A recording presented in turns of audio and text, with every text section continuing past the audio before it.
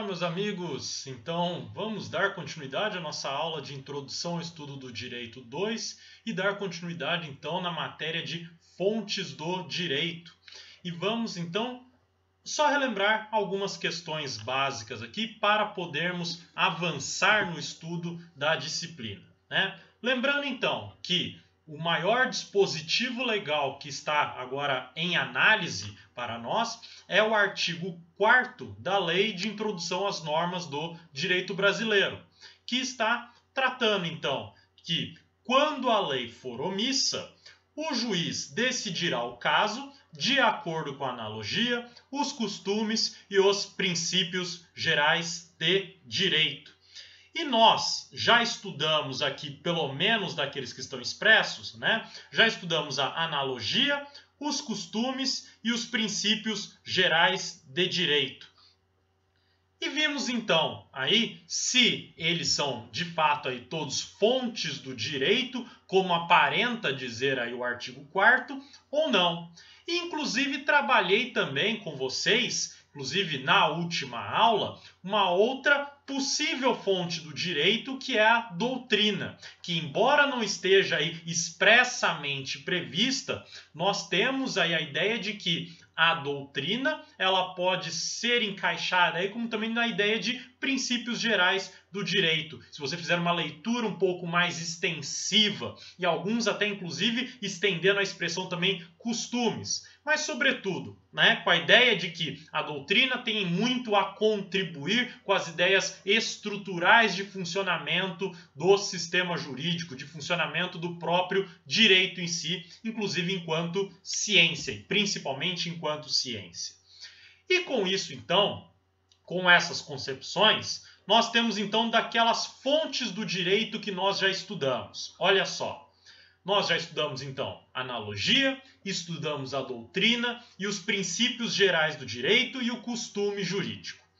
E verificamos, então, que a analogia não é fonte do direito e que, na verdade, é um método de autointegração do direito, sobretudo aí, método de autointegração da própria lei em si, né? Então, uma ferramenta à disposição do intérprete para que ele alcance aí uma regra a ser aplicada no caso concreto.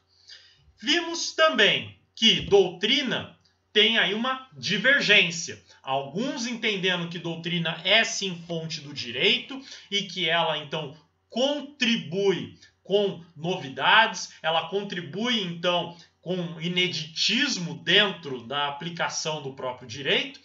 E outros dizendo que não, que a doutrina simplesmente reproduz as interpretações possíveis presentes dentro aí da norma jurídica ou então trazidas aí por quaisquer outras fontes do direito.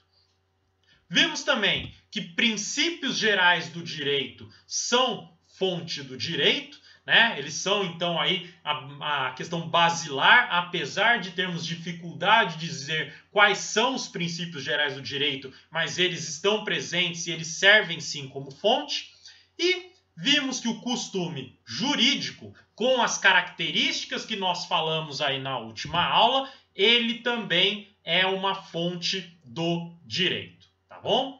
Então, das 4 espécies que nós estudamos até então, 2 com certeza são fonte do direito, uma apresenta divergência, que é a doutrina, e outra, que é a analogia, na verdade não é fonte do direito. Não podemos classificar então desta maneira.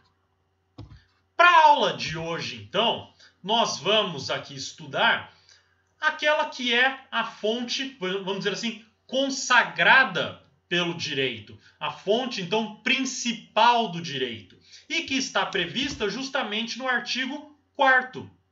Veja, o artigo 4º, quando ele inicia a sua redação, ele fala quando a lei for omissa, ou seja, todas as demais fontes aplicam-se de maneira subsidiária, ou seja, na omissão, na ausência de lei, é que eu então vou partir para, aqui no caso, analogia, costumes, princípios gerais do direito e tantas outras fontes do direito que podemos aplicar ao caso concreto. Afinal, o que é lei, então? Veja que vocês já estão se deparando, já estão estudando lei, né, há um bom tempo. Vocês já estão aí interpretando as leis aí desde o primeiro semestre. Mas o que é lei? Como que eu posso, então, trazer aí o conceito de lei especificamente? Eu posso falar isso de uma maneira muito simples. Dizer que, então, a lei é uma prescrição escrita que emana de uma autoridade legítima e competente de uma dada sociedade e que impõe a todos uma obrigação e que, caso essa obrigação não seja cumprida, ela comina sanções.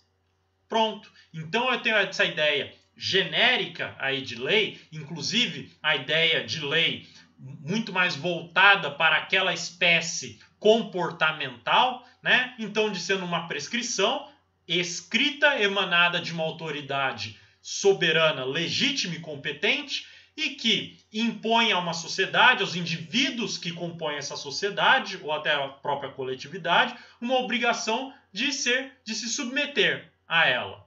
E se, caso não cumpra essa obrigação, há a cominação de sanções, de penas, portanto.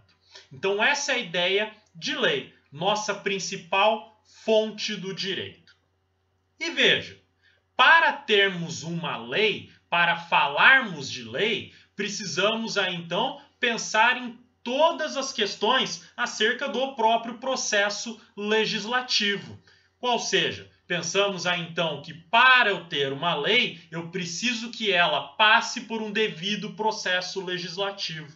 E isso nós já vimos, de certa maneira, nas aulas aí passadas. Quando eu falei de validade formal da norma jurídica, que a lei, então, ela passa pelo devido processo legislativo e que precisa ser respeitado formalmente, substancialmente, esse devido processo legislativo, senão eu tenho aí no nosso caso, principalmente, uma inconstitucionalidade, né? Uma contrariedade àquilo que é preceito básico, estrutural de um sistema, que é ter um procedimento sedimentado de criação da lei.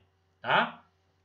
Além disso, pensamos aí então que as leis para o nosso sistema e tantos outros que existem, né, para não dizer que na totalidade deles, elas estão aí organizadas em uma hierarquia. E nós já falamos disso daí também em aula passada, dessa hierarquia, acerca da própria pirâmide normativa, a partir aí então da hierarquização das normas que nós temos e que para solucionar o conflito entre elas, nós nos valemos de diversos critérios, né? Critérios aí de resolução de antinomias, ou então da própria distribuição de competências, que nós também já verificamos aí exaustivamente em aulas passadas, tá bom?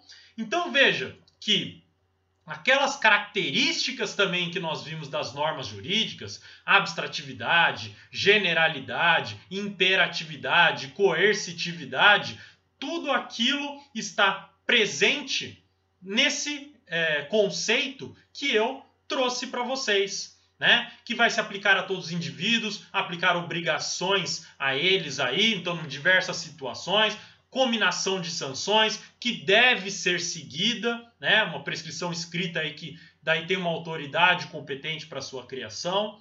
Então, a lei é a nossa ideia aqui principal que podemos falar de fonte do direito. É ela, então, que vai reger o nosso sistema jurídico. E no momento em que ela é omissa, o próprio sistema, sobretudo aqui o nosso sistema brasileiro, ele aponta para as quais fontes devem ser utilizadas para o preenchimento das lacunas legais.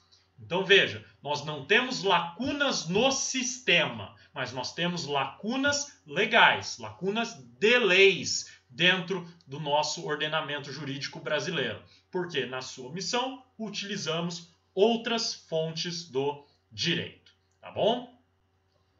Agora então, podemos passar para outra fonte do direito, tá? Qual outra fonte do direito? uma que não está expressa no artigo 4º, mas é sim fonte do direito. E qual é? É a chamada fonte negocial. Traduzindo, negócio jurídico. O negócio jurídico, ele é uma fonte do direito. Não escapa de ser. E por quê? Porque a partir do negócio jurídico é que eu estabeleço obrigações entre as partes negociantes, entre as partes contratantes. E que então, no momento em que eu me obrigo, essas cláusulas negociais, aquilo que foi acordado, se torna obrigatório. Ou seja, aqui se aplica o brocardo jurídico que nós temos, que é do pacta sunt servanda, tá? Pacta sunt servanda, que é a obrigatoriedade, aí, a exigência de cumprimento das obrigações. A partir do momento em que você celebra o negócio, você está obrigado a cumpri-lo. Faz nascer um direito, faz nascer uma obrigação. E aquela regra se torna lei entre as partes. E por isso eu posso dizer que se trata efetivamente de uma fonte do direito. Então veja, no momento em que eu me comprometo a te entregar um determinado produto, a realizar um determinado serviço, eu criei para mim uma regra nova. Ou seja, esse contrato meu de prestação de serviços, de entrega de produto, aí virou uma lei para mim. E eu preciso necessariamente cumprir aquela minha obrigação, né? Veja que isso está na base da ideia de negócio jurídico e, sobretudo, né, como desdobramento, está na base daquilo que nós entendemos aí como contrato, tá? Vide que essas disposições vocês irão estudar com maior detalhamento, o pacta sunt servanda, vocês estudarão com maior detalhamento lá em Direito Civil 4. Né, que daí falaremos de contrato, dos princípios que regem o contrato. Então aqui eu estou só dando um adiantamento, digamos assim, da matéria para vocês, para entenderem do porquê que nós falamos de negócio jurídico como uma fonte do direito. E veja, negócio jurídico em si, vocês estão estudam comigo atualmente em Direito Civil 2, né? E vendo aí então a questão de que você então se obriga tendo os elementos de existência, de validade e de eficácia, né, os três planos aí do negócio jurídico, que as partes se obrigam ao cumprimento de obrigações, né, de prestações daí das mais diversas possíveis, tá bom? E veja, vamos pensar também em outra questão. Por que eu posso falar que também o negócio jurídico ele é uma fonte do direito? Pense na própria redação do artigo 421 do Código Civil. Olha só o que ele diz. A liberdade contratual será exercida nos limites da função social do contrato. E aliado ao 421, olha só o que fala no 425.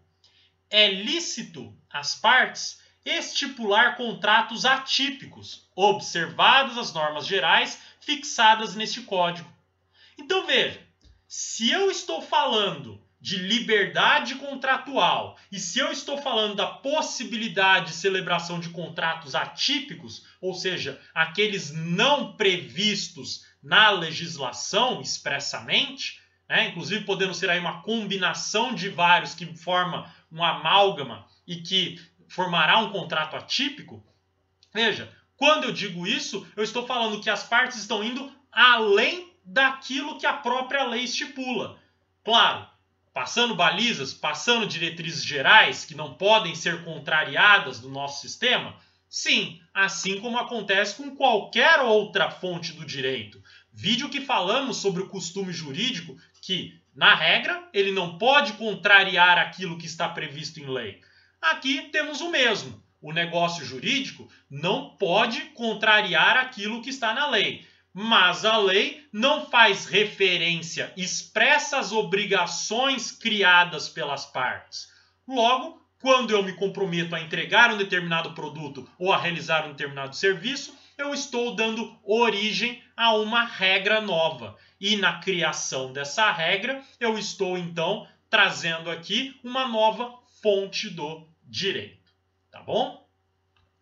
Muito bem.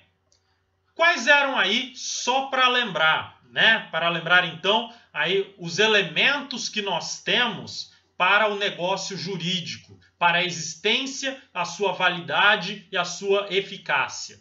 Recordando, matéria de Direito Civil 2, que inclusive já foi objeto de prova de vocês. Olha lá no artigo 104, né? A validade do negócio jurídico requer agente capaz, objeto lícito, possível, determinado ou determinável e forma prescrita ou não defesa em lei. Traduzindo nos planos de existência e validade. Existência precisa ter aí um agente, precisa ter um objeto, precisa ter uma forma e, obviamente, uma manifestação de vontade. Agora, preciso adjetivar, preciso qualificar esses elementos aí de existência. E daí nós temos o agente capaz, o objeto sendo lícito, possível, determinado ou determinável, a forma prescrita ou não defesa em lei e a manifestação livre da vontade. Porque se a manifestação não está livre aí da vontade, nós podemos ter aí questões de invalidade do negócio jurídico, podendo se desdobrar em nulidade ou anulabilidade do negócio jurídico, né? Inclusive, falando sobre invalidade, se tivermos aí questões de agente absolutamente incapaz, o objeto ilícito, por exemplo, temos questões de nulidade do negócio jurídico e não de anulabilidade, tá bom? E para fins de eficácia do negócio jurídico, que ele tem aí potencial, né, aptidão de produzir os seus devidos efeitos, mas eu posso restringir essa eficácia a partir da condição, do termo e do encargo ou modo que nós também já estudamos lá em direito civil, tá bom? Muito bem. Se o negócio jurídico cria lei entre as partes, faz lei entre as partes, assim como manda o pacta sunt servanda, né? Como que vai funcionar então a questão do inadimplemento, do descumprimento das obrigações negociais? Isso daí não seria ilícito? Veja, para o nosso sistema, descumprir o negócio, descumprir um contrato, é uma medida ilícita, é contrária ao direito.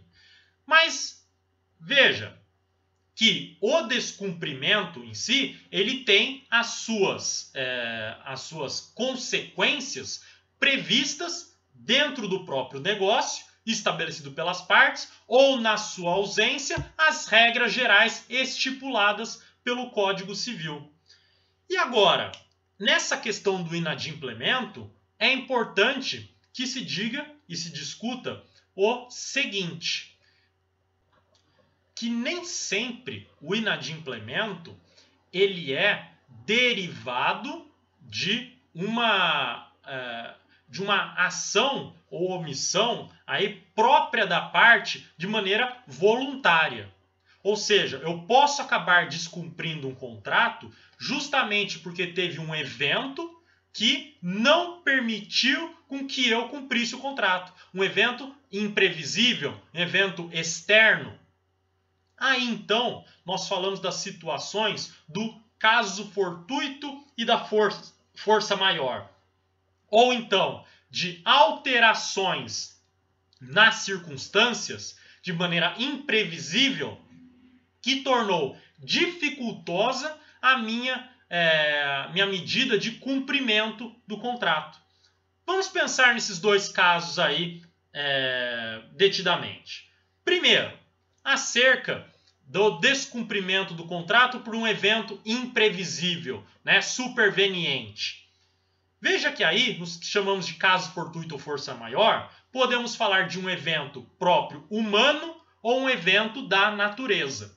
Quando falamos do evento humano, nós falamos, por exemplo, de uma grande greve, de repente uma manifestação que me impediu de chegar no local. Eu posso falar então aí de uma ação, uma rebelião, algum ato aí próprio humano que não me permita cumprir a prestação contratual. E que normalmente a doutrina fala que isso é um caso fortuito, tá? Enquanto que, quando é uma força da natureza, por exemplo, uma tempestade fortíssima imprevista, né, um evento desastroso natural, como por exemplo um furacão, um terremoto, eu posso falar talvez em força maior. E daí então, nesses dois casos, a parte, se não se comprometeu a cumprir mesmo com a ocorrência desses eventos, ela estará desobrigada de cumprir o negócio e não sofre os efeitos do inadimplemento. Ou seja, se eu não cumprir meu contrato, por exemplo, em razão de um furacão, e isso aí então fica comprovado que foi um evento imprevisível, um evento então que não permitia que eu cumprisse o contrato, veja, as partes retornam ao estado dela anterior, status quo ante, e restituindo aquilo que já adiantou, tudo mais, e o negócio é desfeito, sem que o devedor seja punido por não ter cumprido a sua obrigação, que não deixa de ser uma razão justa e correta do ponto de vista econômico.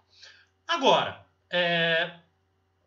veja que eu estou mostrando então que na própria questão de se fazer lei entre as partes do negócio jurídico, eu tenho situações, eu tenho eventos que podem me autorizar a descumprir aquela lei imposta pelo negócio, né? Aquela regra imposta pelo negócio jurídico.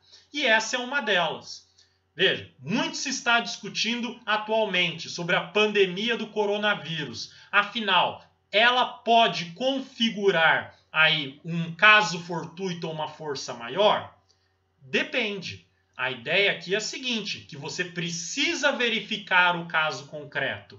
E a pandemia pode sim ser considerada um caso fortuito ou uma força maior, né? Aí a classificação, se é caso fortuito ou força maior, tanto faz, porque as consequências são idênticas, né? E posso verificar que, na verdade, o contrato poderia ser cumprido, né? O negócio jurídico poderia ser cumprido, ainda que a pandemia estivesse aí numa situação alarmante. Vamos pensar em alguns exemplos? Vamos imaginar o seguinte, que eu tenho um contrato de compra e venda de um e-book. E assim que eu faço a transferência online, né, com pagamento, por exemplo, por cartão de crédito online, do valor do e-book, eu ganho acesso a um link que eu posso baixar esse e-book. Veja, a pandemia pode justificar, sendo um caso fortuito ou uma força maior, acesso a esse e-book? Veja que não. Não temos aí nessa atividade, nessa execução do contrato, qualquer situação que envolva um risco e uma impossibilidade aí, como por exemplo uma quarentena, um isolamento que não permita o cumprimento do contrato. Então você o preserva, você preserva a lei dele, a regra imposta por ele, o pacta sunt servanda. E você então deve cumprir independentemente daquela questão que poderia ensejar um caso fortuito ou uma força maior, que não se configura nesse caso.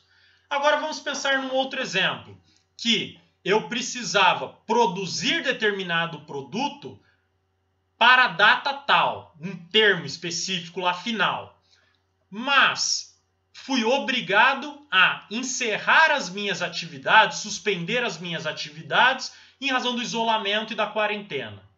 Veja, não tenho como produzir. O que aconteceu aí? Aconteceu um caso fortuito. Não tenho como ser aí punido se um evento externo imprevisível me mandou fechar. né? Então daí eu não preciso cumprir o contrato porque eu tive a minha atividade prejudicada sem culpa minha própria. Então, veja que esse é um dos aspectos que eu posso pensar, então, de afastar a aplicação da regra do negócio, mas que não necessariamente é uma regra geral, porque eu preciso sempre ver o caso concreto, tá? Além disso, como eu posso pensar também aí em não cumprir a regra do negócio? Eu posso pensar também nos casos que a gente chama de onerosidade excessiva e teoria da imprevisão. Isso vocês vão estudar com calma comigo lá em Direito Civil 4, tá? Mas adianto aqui para vocês, de maneira aqui excepcional, aqui inicial para vocês, que o artigo 317 e o 478 a 480 do Código Civil, eles trazem que se em razões de eventos imprevisíveis houver um desequilíbrio no contrato, é possível que o contrato seja resolvido, ou seja, as partes voltem à situação anterior, não precisem mais cumprir aquele contrato, ou então o juiz revisa judicialmente esse contrato, trazendo um reequilíbrio. Isso se as próprias partes não tiverem a própria iniciativa delas de reequilibrar esse negócio. Estou dizendo aí nas situações, então, que não há um acordo entre elas. Que pelo artigo 317 do Código Civil, o juiz pode corrigir o equilíbrio das prestações devidas no negócio, e no 478 é possível resolver o contrato em razão do motivo imprevisível que trouxe esse desequilíbrio. Olha aí na sua tela para ficar fácil, só para você visualizar isso daí. Olha lá. Quando, por motivos imprevisíveis, sobrevier desproporção manifesta entre o valor da prestação devida e o do momento de sua execução, poderá o juiz corrigi-lo, a pedido da parte, de modo que assegure, quanto possível, o valor real da prestação. Então, aqui é a intervenção, aqui é a revisão judicial do contrato. E no 478, olha aí na sua tela, ele fala que nos contratos de execução continuada ou diferida, aqueles que então são cumpridos aí periodicamente ou no momento posterior, continuado então tem prestações periódicas e diferida quando é no momento posterior, se a prestação de uma das partes se tornar excessivamente onerosa com extrema vantagem para a outra, em virtude de acontecimentos extraordinários e imprevisíveis, poderá o devedor pedir a resolução do contrato. E os efeitos da sentença que a decretar retroagirão à data da citação. Tá? Então veja que, mais uma vez, eu tenho a possibilidade de não cumprir aquela obrigação, porque um evento superveniente e imprevisível atingiu a minha relação negocial e por isso então eu posso pedir a redução da minha prestação, voltar ao equilíbrio contratual ou desfazer o próprio negócio, tá bom? Então, veja que são várias aí as modalidades, várias formas então que eu tenho de afastar a regra definida por aquela fonte do direito. Se não recair em nenhuma delas, nós estamos diante daquela situação em que falamos de rescisão contratual, que falamos ainda dos meios aí, então, de desfazimento do negócio, né? E que haverá o inadimplemento, e o inadimplemento fará a parte que se tornou inadimplente arcar com todas as verbas devidas contratuais pelo seu inadimplemento. Se for o caso aí, execução forçada da obrigação, indenização por perdas e danos, pagamento de honorários de advogado, se for o caso, juros, multa, correção monetária e assim vai. Tá bom? Muito bem. Então, era isso que eu queria tratar aqui com vocês sobre essas duas fontes do direito, né? A lei e o negócio jurídico. E na próxima aula, então, continuamos a avançar sobre outras fontes do direito. Tá bom? Muito obrigado aí e até a nossa próxima aula.